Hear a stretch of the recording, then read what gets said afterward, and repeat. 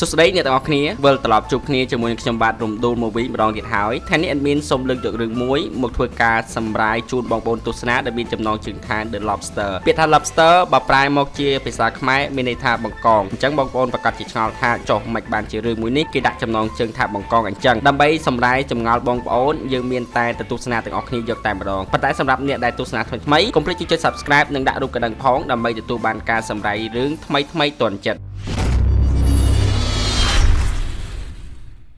តាមនិស័យរឿងមកបានបង្ហាញពីមនុស្សស្រីម្នាក់កំពុងតែបើកឡានតែម្នាក់ឯងគាត់នឹងក៏មានឈ្មោះថា Annie ចរិតរបស់ Annie ចិត្តដាច់មិនចេះអាណិតអាសូរដល់អ្នកណាឡើយចង់អ្នកណាស្លាប់អីក៏ស្លាប់ទៅសរុបមកគឺជាមនុស្សដែលអត់ចិត្តបើកឡានបានប្រហែលជាច្រើនគីឡូម៉ែត្រ Annie ក៏បានមកដល់កន្លែងមួយបន្ទាប់មកនាងក៏បានឈប់ចុះពីលើឡានដើរសំដៅទៅលើសត្វសេះដែលកំពុងតែស៊ីស្មៅដកកំភ្លើងបាញ់សម្លាប់មួយលេងជាការកំសាន្តបន្ទាប់មកទៀតសាច់រឿងក៏បានបង្ហាញពីបរិសម្នាក់មួយផ្សេងទៀតគាត់នឹងគឺមានឈ្មោះថា David គឺជាតួអង្គឯកនៅក្នុងរឿងមួយនេះតែម្ដង David មានអារម្មណ៍ថាសេតជាខ្លាំងពីព្រោះតែប្រពន្ធរបស់គាត់បានស្លាប់បាត់បង់ជីវិតទៅហើយសប្តាហ៍ថ្ងៃ David រស់នៅតែពីអ្នកឆ្កែសំណប់ចិត្តរបស់ខ្លួនលោកនឹងក៏បានចាត់ទុកវាដូចជាបងប្អូនរបស់ខ្លួនអញ្ចឹងទៅក្រោយមកទៀតក៏មានមនុស្សមួយក្រុមបាននាំខ្លួនរបស់ David និងសត្វឆ្កែនោះជិះឡានទៅកាន់សន្តាគារមួយកន្លែងសម្រាប់ដាក់អ្នក single ពេលដែលទៅដល់សន្តាគារមួយនោះភ្លាមអ្នកទទួលភ្ញៀវនោះក៏បានសួរសំណួរជាច្រើនទៅកាន់ David គ្រប់បែបគ្រប់យ៉ាងតែម្ដងតាក់ទងជាមួយនឹងខ្លួនរបស់លោក David ផ្ទាល់ David បានឆ្លើយប្រាប់គេទាំងអស់ថាសប្តាហ៍ថ្ងៃលោកគ្មានកូនឡើយរស់នៅតែពីអ្នកឆ្កែតែប៉ុណ្ណោះបន្ទាប់ពីសួរសំណួរហើយពួកគេក៏បាននាំលោក David ចូលទៅខាងក្នុងដើម្បីឲ្យលោកនឹងដោះកៅអៅ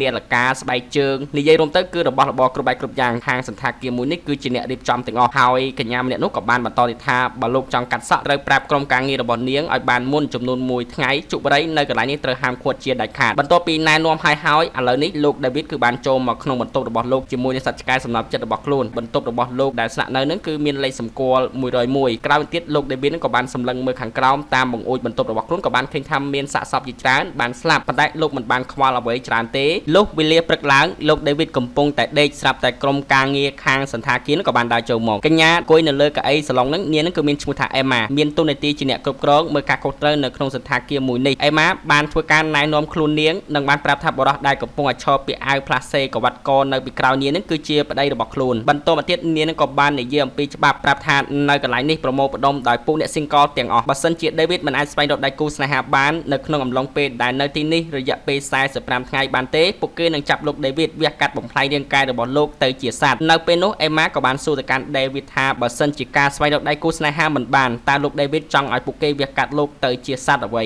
លោក David គិតមួយសបកហើយគាត់នឹងក៏បានសម្រេចចិត្តថាបើសិនជាខ្ញុំមិនអាចស្វែងរកដៃគូស្នេហាបានទេនៅក្នុងរយៈពេល45ថ្ងៃសូមអ្នកគ្រប់គ្នាវះកាត់រាងកាយរបស់ខ្ញុំទៅជាសត្វបង្កងចោះធ្វើឲ្យអ្នកស្រី Emma ឆ្ងល់ជាខ្លាំងហេតុអ្វីបានជាចង់ខ្លាចទៅជាសត្វបង្កងទៅវិញ David បានឆ្លើយថាពីព្រោះតែសត្វបង្កងវាអាចមានជីវិតរស់លើសពី100ឆ្នាំអញ្ចឹងមានន័យថាវាមិនមែនជាសត្វបង្កងដែលយើងធ្លាប់ញ៉ាំរាល់ថ្ងៃនេះទេប្រហែលជាសត្វបង្កងយក្សប្រភេទទាំងនេះហើយ admin អត់ស្គាល់ដែរបងប្អូនអាចមើលតាមរយៈរូបភាពទាំងនេះបានឥឡូវយើងត្រឡប់មកចូលសាច់រឿងរបស់យើងវិញ David បានបន្តទៅថាម្យ៉ាងទៀតមកពីលោកចូលចិត្តទេសភាពសមុទ្រចូលចិត្តការហែលទឹកសមុទ្របន្ទាប់ពីស្ដាប់ David ឆ្លើយប្រាប់ហើយ Emma ក៏បានយល់ព្រមតាមលក្ខខណ្ឌទាំងអស់នេះទៅបើសិនជា David បរាជ័យពួកគេនឹងធ្វើការវះកាត់លោកទៅជាសត្វបង្កងអ្នកបម្រើនៅក្នុងសន្តាគារក៏បានរៀបចំដាក់ខ្សែក្រវ៉ាត់ចាក់សោដៃរបស់លោក David ដើម្បីការពារកុំឲ្យលោក David នឹងរត់ចេញពីកន្លែងឃុំឃាំងមួយនេះមួយថ្ងៃបានកន្លងផុតទៅអ្នកបម្រើនៅក្នុងសន្តាគារមួយនេះក៏បានប្រកាសប្រាប់អ្នក single ទាំងអស់ឲ្យភ្ញាក់ពីគេងដើម្បីរៀបចំខ្លួនមកទទួលទានអាហារពេលព្រឹកជុំគ្នា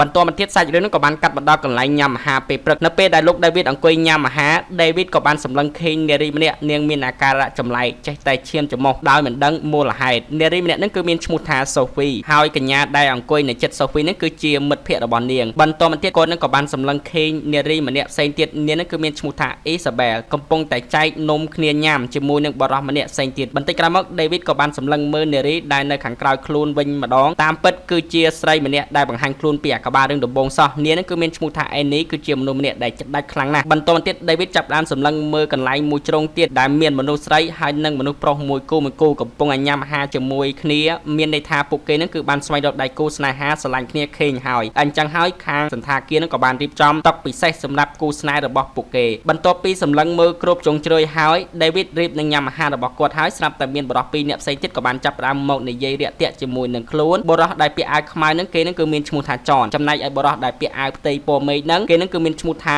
Robert ពួកគេទាំងពីរនាក់គឺចង់សុំ David រាប់អានគ្នាជាមិត្តភក្តិនិងបានបបួលលោក David ចេញទៅខាងក្រៅដើម្បីនិយាយគ្នាណែនាំខ្លួនគ្នាទៅវិញទៅមកដើម្បីឲ្យស្គាល់គ្នាកាន់តែច្បាស់អញ្ចឹងទៅក្រោយមកទៀតសាច់រឿងក៏បានកាត់បន្ថយថ្ងៃទី2អ្នកស្រី Emma បានឡើងហៅអ្នកដែលស៊ីងកលទាំងអស់ឡើងវេទិកាដើម្បីនិយាយជាសាធារណៈទាក់ទងនឹងជីវិតផ្ទាល់ខ្លួនម្នាក់ៗចែករំលែកគ្នាទៅវិញទៅមកដើម្បីងាយស្រួលស្វែងរកដៃគូស្នេហាដែលអាចសមស្របនិងអាចរស់នៅជាមួយនឹងគ្នាបានបន្ទាប់ពីការនិយាយត្រូវបានបញ្ចប់កម្មវិធីបន្ទាប់គឺជាកម្មវិធីច្រៀងរាំសប្បាយៗក្នុងអំឡុងពេលនោះស្រាប់តែ Isabel ក៏បានដើរចូលទៅសុំ Annie ដើម្បីអង្គុយនិយាយជាមួយនឹងនាងប៉ុន្តែ Annie មិនបានឆ្លើយតបអ្វីឡើយថែមទាំងបានសម្លឹងមើលមុខរបស់ Isabel ទៀតផងដោយឃើញថាមិនស្រួល Isabel នាងនឹងក៏បានដើរចេញទៅវិញបន្ទាប់មកទៀតនាងនឹងក៏បានដើរមកសុំ Sophie អង្គុយជាមួយ Sophie នឹងក៏បានយល់ព្រមភ្លាមនោះ Sophie ហើយនិងមិត្តភក្តិរបស់នាងក៏បាននិយាយប្រាប់ Isabel ថាកញ្ញាម្នាក់មិញដែលនាងបានទៅសុំអង្គុយជាមួយនឹងនាងនឹងគឺមានឈ្មោះថា Annie គឺជាមនុស្សដែលគ្មានចិត្តអាណិតអាសូរដល់អ្នកណាឡើយហើយនាងនឹងក៏ជានារីម្នាក់ពូកែបាញ់កំភ្លើងផ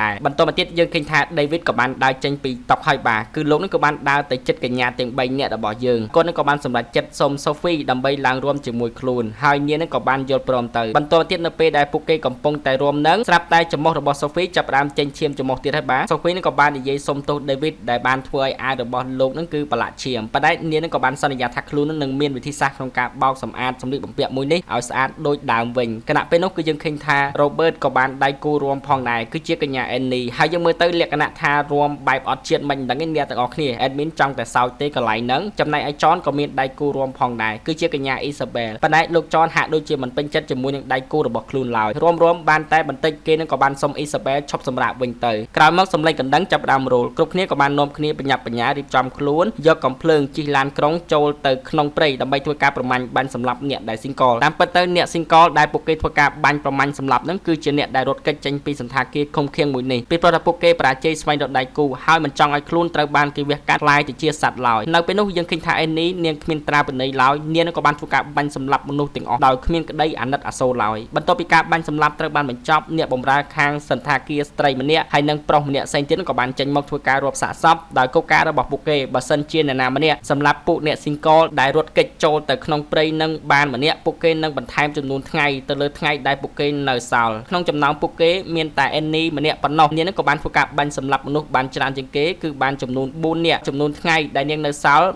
154ថ្ងៃឥឡូវបូកថែមចំនួន4ថ្ងៃទៀតវាឡើងដល់158ថ្ងៃចំណែក David របស់យើងវិញគឺគាត់មិនបានបាញ់សម្លាប់បានអ្នកណាម្នាក់ឡើយដូចនេះហើយចំនួនថ្ងៃរបស់គាត់គឺនៅដដែលជារៀងរាល់ថ្ងៃរៀបនឹងចូលដេកនៅក្នុងសន្តាគារមួយនេះគឺតែងតែមានអ្នកបម្រើស្រីម្នាក់បានចូលមកប្រាប់ឲ្យលោក David សាកខោចេញហើយនាងក៏បានចាប់ផ្ដើមធ្វើសកម្មភាពត្រេកត្រអាលដើម្បីដោះអារម្មណ៍របស់ David ឲ្យមានអារម្មណ៍កាន់តែខ្លាំងឡើងដើម្បីជួយឲ្យ David ស្វែងរកដៃគូឲ្យបានឆាប់រហ័សអញ្ចឹងទៅនៅក្នុងសន្តាគារមួយនេះច្បាប់ពិតជាតឹងរ៉ឹងខ្លាំងមែនទែនសូម្បីតែ Robert ប្រើដៃរបស់ខ្លួនឯងក៏ដោយក៏ខុសច្បាប់ផងដែរគេឲ្យស្វែងរកដៃគូឯងទៅប្រើដៃណា Robert យ៉ាប់មែនទែនហើយឃើញដូចនេះខាងសន្តាគារគឺមិនអាចអត់ឱនទោសឲ្យបានឡើយគាត់នឹងក៏បានយកដៃរបស់ Robert ដាក់ចូលទៅក្នុងម៉ាស៊ីនដុតនំបានធ្វើឲ្យ Robert មានអារម្មណ៍ថាឈឺចាប់ជាខ្លាំងនិងបានសន្យាថាឈប់ប្រើដៃបន្តទៀតហើយសាច់រឿងបន្តមកទៀតយើងឃើញថាពួកគេគឺកំពុងតែជិះនៅលើរថយន្តធ្វើដំណើរចូលព្រៃដើម្បីតាមសម្លាប់ពួកអ្នក single នៅពេលនោះស្រាប់តែ Isabel ក៏បាននិយាយណាត់ David ជួបគ្នានៅពេលល្ងាចនេះប៉ុន្តែ David ហាក់ដូចជាមិនយល់ព្រមជាមួយនឹង Isabel ឡើយដោយបាននិយាយយកលេសថាខ្លួនរវល់អញ្ចឹងទៅ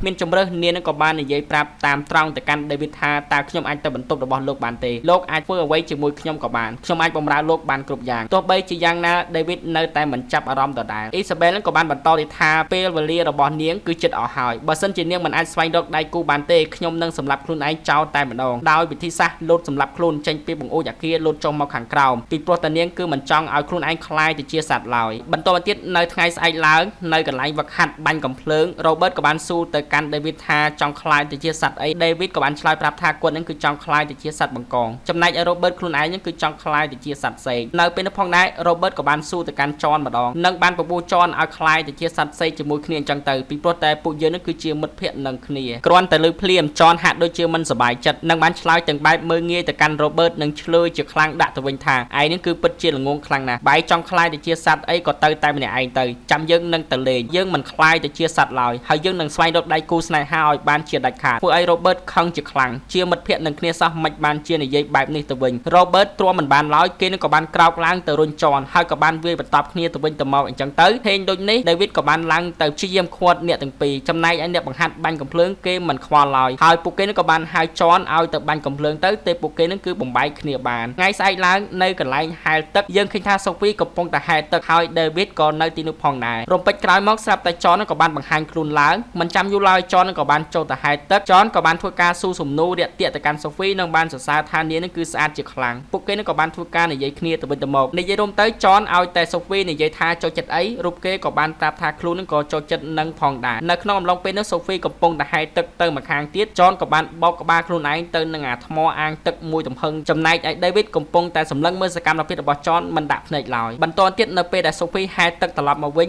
ញនាងនឹងក៏បានឃើញចំមុះរបស់ John ចេញឈាមកាប់ពិតទៅ John ធ្វើនឹងដើម្បីឲ្យខ្លួនមានអាការៈចម្លែកចេញឈាមតាមចំមុះដើម្បីឲ្យដូចអាការៈរបស់ Sophie នៅពេលយប់ឡើង John នឹងក៏បានដើរមករក David ក៏បាននិយាយប្រាប់ថាគាត់នឹងគឺបានឃើញសកម្មភាពគ្រប់បែបគ្រប់យ៉ាងទាំងអស់របស់ John ប៉ុន្តែ John មិនខ្វល់ឡើយរូបគេនឹងថែមទាំងបានយកក្បាលរបស់ខ្លួនបោកនឹងតុកចំនួន2ដងទៀតនឹងបានសួរទៅកាន់ David ថាតើចំមុះរបស់គេចេញឈាមឬក៏នៅ2ថ្ងៃក្រោយមក John ហើយនិង Sophie ពួកគេក៏បានយល់ព្រមស្រឡាញ់គ្នាហើយអ្នកស្រី Emma ក៏បានហៅពួកគេទាំងពីរនាក់ឡើងទៅលើវេទិកាប្រកាសប្រាប់អ្នកគ្រប់គ្នាថាអ្នកទាំងពីរនាក់គឺបានស្រឡាញ់គ្នាហើយដោយសារតែពួកគេមានអាការៈចម្លែកដូចគ្នាគឺចេញឈាមចំមុះពិតជាស័ក្តិសមជាដៃគូស្នេហានឹងគ្នាពិតប្រាកដមែនគ្រប់គ្នាក៏បានទះដៃអបអរសាទរទៅអ្នកស្រី Emma ក៏បានបន្តទៀតថានៅថ្ងៃស្អែកឡើងអ្នកទាំងពីរនាក់ត្រូវផ្លាស់ប្ដូររស់នៅក្នុងបន្ទប់មួយផ្សេងទៀតជាមួយគ្នារយៈពេល2សប្តាហ៍នៅក្នុងសន្តាគារមួយនេះបើសិនជាពួកគេមិនឆ្លោះគ្នារស់នៅជាមួយគ្នាដោយសុខសាន្តពួកគេនឹងដោះលែងអ្នកទាំងពីរនាក់ឲ្យចូលទៅរស់នៅក្នុងទីក្រុងវិញលក្ខណៈប្តីប្រពន្ធពេញសិទ្ធតែម្ដង7ថ្ងៃបានកន្លងផុតទៅ David បានក្រោកពីគេងបលែងលេងជាមួយនឹងសត្វឆ្កែរបស់គាត់ដែលខ្លួនចាត់ទុកវាដូចជាប្អូនប្រុសបង្កើតរបស់ខ្លួនអញ្ចឹងបន្តមកទៀតពេលវេលាចេះតែដើរទៅមុខឲ្យបាស David បានព្យាយាមតាក់ទងនឹង Neri ម្នាក់ផ្សេងទៀតប៉ុន្តែដូចជាមិនបានផលឡើយចំពោះអ្នកដែលមិនបានជោគជ័យពួកគេនឹងគឺត្រូវបាននាំទៅវះកាត់ធ្វើជាសត្វបណ្ដាហើយចំណែកពេលវេលារបស់ David ក៏កាន់តែអស់ផងដែរហើយលោកនៅតែមិនអាចស្វែងរកដៃគូបាននៅឡើយទេថ្ងៃស្អែកឡើងដោយសារតែរកដៃគូមិនបាន Isabel ក៏បានសម្រេចចិត្តលោតសម្លាប់ខ្លួនចេញពីអគារយកតែម្ដងប៉ុន្តែមុននឹងស្លាប់នាងក៏បានស្រែកឈឺចាប់ជាខ្លាំងមនុស្សគ្រប់គ្នាក៏បានចេញមកមើលនាងគ្រប់គ្នាលើកលែងតែ Annie ម្នាក់ប៉ុណ្ណោះគឺនាងមិនខ្វល់ឡើយចង់អាណាស្លាប់អីក៏ស្លាប់ទៅដោយឃើញបែបនេះ David បានដើរចូលមកចិត្តធ្វើជាស៊ូសំណួរទៅកាន់ Annie និងបានសម្ដែងធ្វើជាមិនចាប់អារម្មណ៍អ្វីទាំងអស់ដូចជា Annie ផងដែរមានន័យថា David ឥឡូវរូបលោកកំពុងធ្វើការតាក់ទងជាមួយនឹង Annie ហើយចង់បាន Annie មកធ្វើជាដៃគូជាមួយនឹងគាត់បន្តមកទៀតពួកគេទាំងពីរនាក់ក៏បានណាត់គ្នាងូតទឹកជាមួយគ្នាតែពីរនាក់នៅលើដំបូលអគារនៅពេលនោះ Annie ក៏បានយករបស់ម្យ៉ាងមកញ៉ាំក៏បានធ្វើវាឆ្លាក់ជាប់នឹងកករបស់នាងធ្វើឲ្យនាងពិបាកដកដង្ហើមជាខ្លាំងរហូតដល់នាងគឺដាច់ខ្យល់ស្លាប់តែម្ដងទៅ David ឃើញបែបនេះគាត់មិនខ្វល់ឡើយគួយសម្លឹងមើល Annie ធ្វើដូចជាគ្មានរឿងអ្វីកាត់ឡើងទាំងអស់តាមពិតទៅវានឹងគឺជាល្បិចរបស់នាងសោះដោយឃើញថា David មានចិត្តដាច់ដូចជានាងអញ្ចឹង Annie ក៏បានគិតថា David គឺជាដៃគូស័ក្តិសមបំផុតសម្រាប់នាងនៅថ្ងៃស្អែកឡើងពួកគេទាំងពីរនាក់ក៏បានប្រកាសជាសាធារណៈថាគឺជាដៃគូស្នេហានឹងគ្នានឹងត្រូវធ្វើការផ្លាស់ប្ដូរទៅរស់នៅក្នុងបន្ទប់ជាមួយគ្នារយៈពេល2សប្តាហ៍ក្រោមការតាមដានរបស់អ្នកគ្រប់គ្រងនៅក្នុងសន្តាគារអ្នកទាំងពីរនាក់ក៏បានធ្វើការចំណាយពេលវេលាជាមួយគ្នាដើរដំណើរជាមួយគ្នាគ្រប់បែបគ្រប់យ៉ាងប៉ុន្តែការរស់នៅជាមួយគ្នាបានប្រហែលជាមួយអាទិត្យជាង Annie ចាប់ផ្ដើមកត់សម្គាល់ថា David ហាក់ដូចជាបង្ហាញនៅចរិតពិតរបស់លោកដូចជាមនុស្សមិនសូវមានចិត្តដាច់ដូចជានាងសោះថ្ងៃមួយនៅពេលដែល Annie បានមកដោះ David ឲ្យភ្ញាក់ពីគេងនិងបាននិយាយប្រាប់ថានាងនឹងគឺបានធ្វើការសម្លាប់សត្វឆ្កែរបស់ David ចោលហើយដោយសារតែវានឹងពិតជារំខានខ្លាំងមែនទែនក្រោយពីបានដឹងរឿងនេះហើយ David ក៏បានសម្ដែងធ្វើជាមិនខ្វល់រឿងអ្វីទាំងអស់ផងដែរលោកបានសុំនាងចូលទៅក្នុងបន្ទប់ទឹកដើម្បីធ្វើការលុបមុខដុសធ្មេញអញ្ចឹងទៅប៉ុន្តែនៅពេលដែលចូលទៅដល់ក្នុងបន្ទប់ទឹកភ្លាម David មានអារម្មណ៍ពិបាកចិត្តជាខ្លាំងលោកនឹងក៏បានយំផងដែររំពេចនោះស្រាប់តែ Annie នាងក៏បានដើរចូលមកនាងនឹងក៏បានឃើញថា David កំពុងតែយំ David ក៏បានព្យាយាមប្រកែកថាគាត់មិនបានយំទេវានឹងគឺជាទឹកដែលខ្លួនយកវាមកលុបមុខតែប៉ុណ្ណោះប៉ុន្តែ Annie នាងនឹងគឺបានដឹងការពិតអស់ហើយនាងនឹងក៏បានចាប់ David ទៅជួបជាមួយនឹងអ្នកគ្រប់គ្រងសន្តាគារមួយនេះដើម្បីធ្វើការដាក់ទោស David ពីបទកុហកបោកប្រាស់និងឲ្យពួកគេធ្វើការវះកាត់លោក David ឲ្យក្លាយទៅជាសត្វតែម្ដងនិយាយចប់ភ្លាមរូបនាងនឹងក៏បានចាប់លោក David ចេញមកខាងក្រៅទៅនៅពេលនោះ David មានអារម្មណ៍ថាភ័យជាខ្លាំងប៉ុន្តែរំពេចក្រោយមក David ក៏បានវាយចំពោះរបស់ Annie ត្រូវមួយដៃលោកនឹងក៏បានព្យាយាមរត់គេចខ្លួន Annie មិនព្រមឈប់ឡើយហើយនាងនឹងក៏បានបន្តរត់ដេញចាប់តាមលោក David ទៀតប៉ុន្តែនាងរត់មិនទាន់ឡើយស្រាប់តែបានជួបជាមួយនឹងស្ត្រីម្នាក់ដែលជាអ្នកបម្រើខាងសន្តាគារនឹងស្ត្រីដែលអ្នកបម្រើខាងសន្តាគារនឹងបានប្រាប់ Annie ថាខ្លួនបានឃើញលោក David រត់កាត់តាមផ្លូវនេះអំបញ្ញមិញទឹកមុខរបស់គាត់មានសភាពស្លេកស្លាំងជាខ្លាំងតើមានរឿងអ្វីកាត់ឡើងមែន Annie មិនបានឆ្លើយតបអ្វីឡើយពេលដែល Annie ដ ដើរទៅមុខបានតែបន្តិចស្រាប់តែស្ត្រីអ្នកបម្រើនោះក៏បានបើកទ្វារលោក David ក៏បានចេញមកជាមួយនឹងកំភ្លើងមួយដើមមិនចាំយូរឡើយលោក David ក៏បានយកកំភ្លើងនោះមកធ្វើការបាញ់ប្រហារសម្លាប់ទៅកាន់ Annie ហើយយើងក៏អត់ទាន់ដឹងថាហេតុអ្វីបានជាស្ត្រ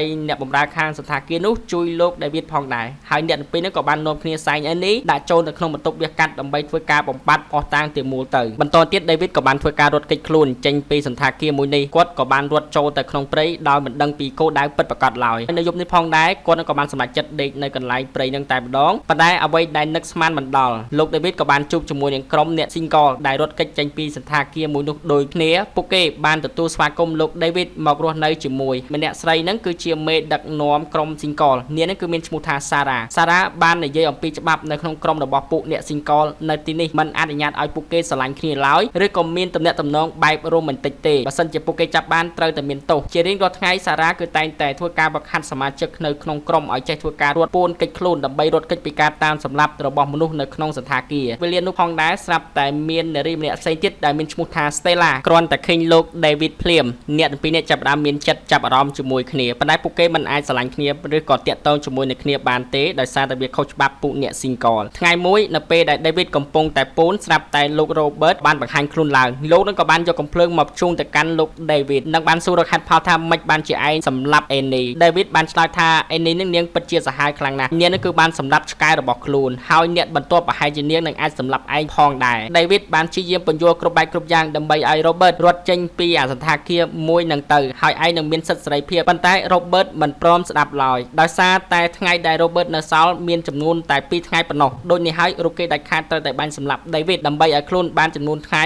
ដែលត្រូវរស់បន្តទៀតរៀបនឹងបាញ់ទៅហើយស្រាប់តែ Stella ក៏បានចេញមកយកកំបិតមកចាក់ចំជើងរបស់ Robert David ក៏បានយកកំភ្លើងបានហើយលោកនឹងក៏បានបាញ់សម្លាប់លោក Robert វិញទៅ Stella បាននិយាយទៅកាន់ David ថាថ្ងៃនេះខ្ញុំជួយសង្គ្រោះជីវិតរបស់លោកកុំនិយាយប្រាប់អ្នកណាឲ្យសោះបើចង់សងគុណខ្ញុំលោកត្រូវចាប់ទន្សាយមកធ្វើជាអាហារឲ្យខ្ញុំញ៉ាំទៅបានហើយក្រោយមកទៀតយើងឃើញថាស្ត្រីអ្នកបម្រើនៅក្នុងសន្តាគារមួយនេះតាមពិតទៅគឺជាគ្នារបស់មេដឹកនាំក្រុមរបស់ single សោះនាងនឹងគឺតែងតែមករាយការណ៍ឲ្យ Sarah ដឹងទាំងអស់ថ្ងៃបន្តមកទៀត Sarah Stella David ហើយនិងបរិសម្នាក់ទៀតដែលជាជំនួយការរបស់ Sarah ក៏បាននាំគ្នាបន្លំខ្លួនចេញពីព្រៃដើម្បីចូលទៅកាន់ទីក្រុងស្វែងរកទិញស្បៀងអាហារនិងអាវុធយកមកផ្គត់ផ្គង់សមាជិកនៅក្នុងក្រុម single កំពុងរងចាំនៅក្នុងព្រៃនៅពេលដែលដើរចូលទៅក្នុងផ្សារទំនើបពួកគេនឹងក៏បានដើរមើលរបស់របរផ្សេងៗដែលត្រូវប្រើប្រាស់និងញ៉ាំអាហារជាដើមបន្ទាប់ពីរួចហើយគឺយើងឃើញថាលោក David ក៏បានឈរនៅខាងក្រៅម្នាក់ឯងមិនបានប្រមាណនាទីផងស្រាប់តែប៉ូលីសក៏បានដើរមកសួរនាំលោក David ថាតើដៃគូស្នេហារបស់លោក David ទៅណាហើយមិនបានជាមកឈរតែឯងបែបនេះ David ក៏បានឆ្លើយទៅវិញលក្ខណៈភ័យជាខ្លាំងថាដៃគូរបស់ខ្ញុំកំពុងតែទិញទំនិញនៅខាងក្នុងលោកប៉ូលីសនៅតែស៊ូរកกระดาษបញ្ជាក់ពីអាពាហ៍ពិពាហ៍របស់លោក David ទៀតលោក David បានឆ្លើយដល់សារថាសម្បត្តិនោះក៏នៅនឹងនាងផងដែរប៉ុន្តែសំណាងល្អរំពេចនោះ Stella ក៏បានចេញមកហើយនាងនឹងថែមទាំងបានថើបលោក David ទៀតធ្វើឲ្យប៉ូលីសក៏បានជឿទៅថាពួកគេទាំងពីរនាក់គឺជាប្តីប្រពន្ធជាមួយគ្នាបន្តទៀតពួកគេក៏បានវិលត្រឡប់មករស់នៅក្នុងព្រៃវិញទំនាក់ទំនងរវាង David ហើយនិង Stella កាន់តែមានភាពស្និទ្ធស្នាលនឹងគ្នាពីមួយថ្ងៃទៅមួយថ្ងៃហើយបាទក្រោយមកទៀត Sarah ក៏បានដឹកនាំប្រជុំជាមួយនឹងសមាជិកក្រុម single ទាំងអស់ពួកគេនឹងក៏បានរៀបចំគម្រោងផែនការទៅសងសឹកអ្នកគ្រប់គ្រងសន្តាគារដែលបានធ្វើបាបពួកគេកន្លងមកដំណើរការផែនការរបស់ពួកគេប្រព្រឹត្តទៅដោយរលូនតែម្ដងដោយសារតែមានអ្នកបម្រើស្ត្រីម្នាក់នៅក្នុងសន្តាគារនឹងគឺជាអ្នកដែលផ្ដល់ព័ត៌មានគ្រប់បែបគ្រប់យ៉ាងមកឲ្យពួកគេចំណែកឯលោក David លោកនឹងក៏បានដើរចូលមកកន្លែងរបស់ Sophie រូបលោកក៏បាននិយាយប្រាប់ការពិតទៅកាន់ Sophie ថាតាមពិតទៅ John មិនមែនហៅឈាមចំមុះពិតប្រាកដទេគឺគេជាអ្នកប្រឌិតឡើងទាំងអស់ចំណែកឯ Sarah ឯនេះវិញនាងនឹងក៏បានសួរទៅកាន់ប្តីរបស់ Emma ថាតើលោកស្រឡាញ់ប្រពន្ធរបស់លោកប៉ុន្មានបន្ទុករាប់ពី1ទៅដល់15បរិសម្នាក់នឹងក៏បាននិយាយថាគឺលេខ14នៅពេលនោះ Sarah ក៏បានប្រកល់កំភ្លើងទៅកាន់បរិសម្នាក់នោះដោយបាននិយាយថាបើលោកចង់រស់ត្រូវតែយកកំភ្លើងនេះបាញ់សម្លាប់ប្រពន្ធរបស់លោកចោលទៅបរិសម្នាក់នោះគឺពិតជាចិត្តដៃខ្លាំងមែនទែនគាត់មិនខ្វល់ពីប្រពន្ធខ្លួនឯងឡើយរូបគេក៏បានយកកំភ្លើងនោះមកបាញ់សម្លាប់ប្រពន្ធខ្លួនឯងទៅប៉ុន្តែនៅពេលដែលបាញ់សម្លាប់នឹងកំភ្លើងអត់មានគ្រាប់ទេពួកគេគ្រប់គ្នាក៏មិនបានធ្វើអីទៀតដែរពួកគេក៏បានដើរចេញទៅវិញទុកឲ្យប្តីប្រពន្ធទាំងពីរនាក់ដោះស្រាយគ្នាទៅវិញទៅមកទៅហើយយើងអត់ដឹងថាតើពួកគេនឹងត្រូវកាប់ចាក់គ្នាសម្លាប់គ្នាយ៉ាងណាទេបាទចំណែកឯលោក David នេះវិញ John ក៏បានដេញ David ឲ្យត្រឡប់ទៅវិញហើយយើងមើលទៅទឹកមុខរបស់ Sophie ក៏មិនសប្បាយចិត្តផងដែរនៅពេលដែលដឹងថា John កុហកនាងបែបនេះក្រោយមកទៀតពួកគេក៏បានត្រឡប់មករស់នៅក្នុងព្រៃវិញជាមួយនឹងក្រុមរបស់ពួកគេបន្តទៀតទៅនៅពេលនោះក្តីស្រឡាញ់រវាង Stella និងលោក David កាន់តែមានចំពោះគ្នាកាន់តែខ្លាំងឡើងពួកគេក៏បានអោបថើបគ្នានិងមានគម្រោងផែនការរត់ចេញពីព្រៃមួយនេះទៅកសាងជីវិតសាជាថ្មីជាមួយគ្នានៅក្នុងទីក្រុងប៉ុន្តែចុងក្រោយរឿងរ៉ាវទាំងអស់របស់ពួកគេត្រូវបានបែកការដោយសារតែ Stella តែងតែសរសេររឿងរ៉ាវទាំងអស់នេះនៅក្នុងសៀវភៅកំណត់ហេតុ របស់នាងចៃដន្យអីសារ៉ាក៏បានឃើញប៉ុន្តែសារ៉ាមិនបានធ្វើអ្វីឡើយហើយនាងនឹងបែរជាធ្វើពុតជាមិនដឹងរឿងអ្វីទាំងអស់បន្តមកទៀតសារ៉ាក៏បាននាំ Stella